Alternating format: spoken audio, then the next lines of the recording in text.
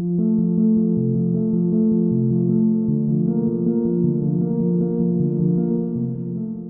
kids who do best are the ones whose parents are functioning best.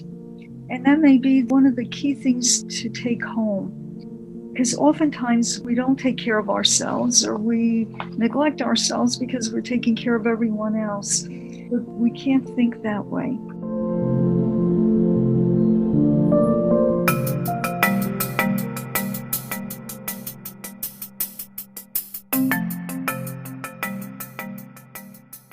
Welcome back to the Merck Manual's Medical Myths podcast. Thanks for joining us. I'm your host, Joe McIntyre, and this is part 2 of our discussion with Dr. Josephine Elia, psychiatrist with a specialty in child and adolescent psychiatry at Nemours AI DuPont Hospital for Children in Delaware. Dr. Elia, thanks for coming back. Now, how can parents help tackle some of these challenges with kids and perhaps foster greater resilience or just improve their children's mental health in general? Having just one adult who cares about the child, who the child feels connected to, increases resilience just across the board. And if a child, is in a situation where they may have lost their parents or their parents are ill themselves, there's studies showing that formal youth mentoring programs where you match the child with an adult volunteer, can be helpful. The bottom line is that kids need adults to be able to be resilient. Another one is friendships. We're social beings, and having close friends, of your own age or who share your own interests is critical. And if you can foster those friendships, if you can help your child to understand the importance of that, and you do that by getting to know your child's friends. So open up your home to your child's friends, get to know your kids' friends, get to know their parents is really important. Studies are also consistently showing that faith and religion provide benefits in reducing stress, overcoming adversities. And, we all are going to face adversities. And as parents, what's the thing that we want to do? We want to prevent our kid from ever falling down or having them be hurt in any way. That's not reality. And we need to be prepared for those things to happen. Nature exposure is an incredible protective factor. And you don't need to live across Central Park in Manhattan, right? And the studies are showing that obviously walking in a park, walking, outside is important. But even just having the visual exposure to a plant, to a single plant, has beneficial effects. Exercise is another critical factor. Any kind of physical movement improves the brain. It improves mood. It improves our ability to learn. Again, you don't need to go run the marathon. You just need to walk for 5 minutes is all you need to do. Because sometimes we think we need to, as parents, we want to do the perfect thing. We need to be just good enough. And even if we do a little bit of one of these things, it can be helpful. One of the things that we don't take advantage of enough are things like music. And music allows one to get in touch with emotions that we may not be able to even verbalize, or that we may not even be able to be aware of. And again, you don't need to be the first violin player in the Philadelphia Orchestra. You need to just hum a tune in your head. But music brings us to the present.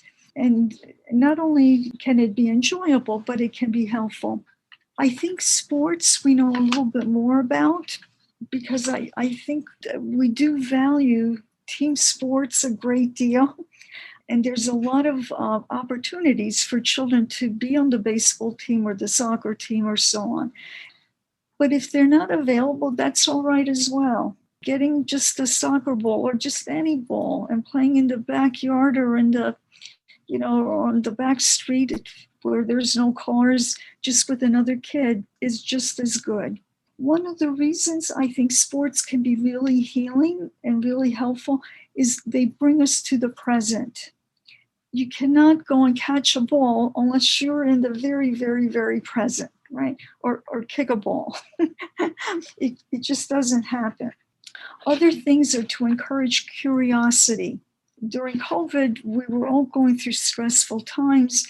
The kids that we saw that did well, they became curious about what was happening and why. And, they started to report on these different things and record them so that they could be like an active participant rather than just feeling like they might have been a victim of the circumstances. Kids don't always necessarily talk about things, but they'll draw you pictures. They communicate in so many different ways. And having them do that in those ways can be very helpful. I think one of the main challenges we have as parents these days that our parents, didn't have so much in the past is exposure to all this internet, to all the media stuff. And it's critical because we can't monitor it and we don't know what the kids are seeing. And also, it takes the kid away from their present and their situation. So limiting those. Obviously, our media, our internet has incredible advantages. And we're so lucky to be living in an age that we have it. But we don't want it to take over our lives. So when should a parent seek help from a medical professional when it comes to their child's mental health? You gave so many great solutions, so many great opportunities for parents to help improve their child's mental health, but when should they seek the advice of a medical professional? Anytime a parent is asking that question or is struggling with what may be going on with their child, the pediatrician or their primary clinical, provider that they're working with, hopefully should be the first place that they can go and get their sense whether, am I just being an anxious parent and worrying unnecessarily? Is this just me? Or let me tell you what's going on and then help me figure it out. Oftentimes in schools, and now that many of us women are in the workforce, we're seeing it in preschools. It's the preschool teachers, it's the school teachers that are seeing the kids in the group situations that sometimes then we'll call the parent or they'll tell the parent, this is what's going on and we need to figure out how to fix this. So it's better for parents to seek help earlier rather than later. And if it's just a case of you being an anxious parent, that's okay too. As parents, and again, having gone through this myself, I would worry even for a physical symptom, is my pediatrician going to think that I'm overreacting or that I don't know what I'm doing? But that's the risk you're going to take. So parents shouldn't feel uncomfortable in seeking help at any stage in development, whether the kid is, 6 months or whether the kid is 16. Did you know you can use merckmanuals.com to find in-depth content about hundreds of medical topics, including those that may be difficult to spell? Simply browse by using the letter spine search function on our website. It's the best first place to go for easy-to-understand medical content.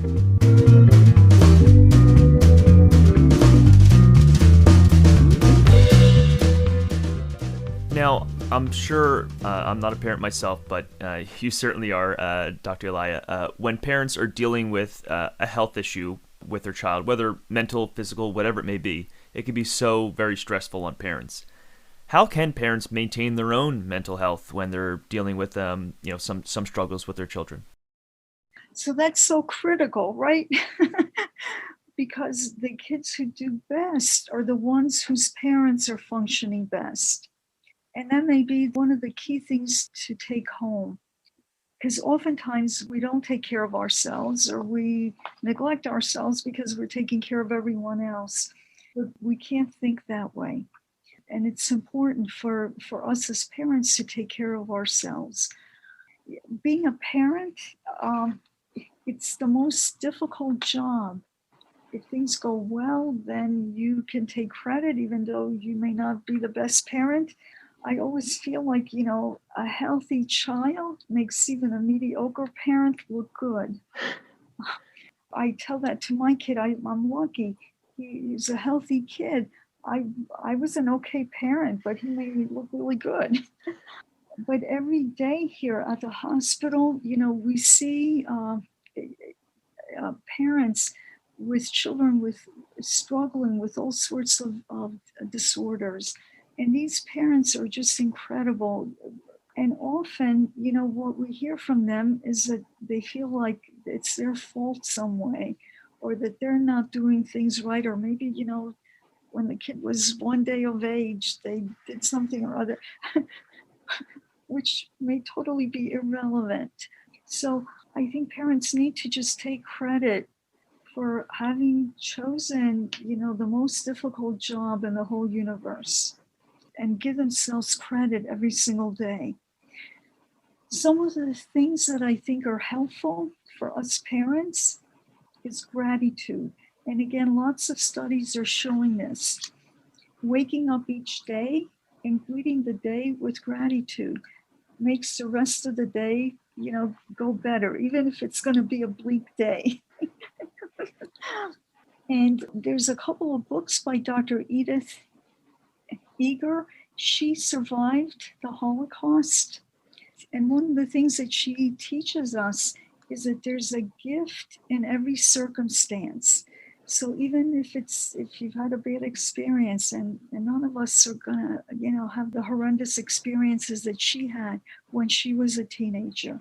And if she can take and look at such terrible things and look at the gifts in them, we certainly can do that. Other things that are really important is to actively reach out to someone else. Don't wait for someone to reach out to you. Actively move out, even if it's just to say hello, even if it's just to give a smile, is important. We need to have distractions, okay? Distractions aren't just superfluous, useless things. They're critical. They can be anything. Plant a tomato plant, put together a crossword puzzle, play an instrument, but they're critical. We need to accept that we're humans. And as parents, we think we need to be the best, or otherwise we're terrible. We need to be just good enough. So we all have those weaknesses. Let's not push them away, but accept them, and then reach out to a higher power, regardless of your religious beliefs or how you're feeling, because we're not going to be able to do this alone. Another thing, I often give this example to parents when we're treating anxious kids. Anxiety, just like a virus, is contagious. If you, the parent, are anxious, you can just assume that your kid is absorbing your anxiety, even though you may not be aware of it.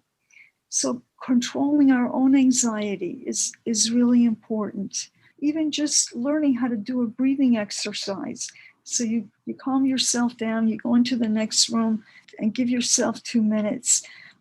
You do those breathing exercises not when you're feeling anxious. You do them every day, so that those muscles, those brain muscles to help you calm down, are in shape, so that when you begin to feel that panic, you can reach for them easily. And my last thought is to actively and deliberately counter negativity. And it's important to really do this deliberately. In a book, it's called, in quotes, The Power of Bad, B-A-D. The authors, Tierney and Baumeister, point out that there's just a natural tendency for negative events and emotions to affect us more strongly than positive ones. And they refer to this as the negativity bias.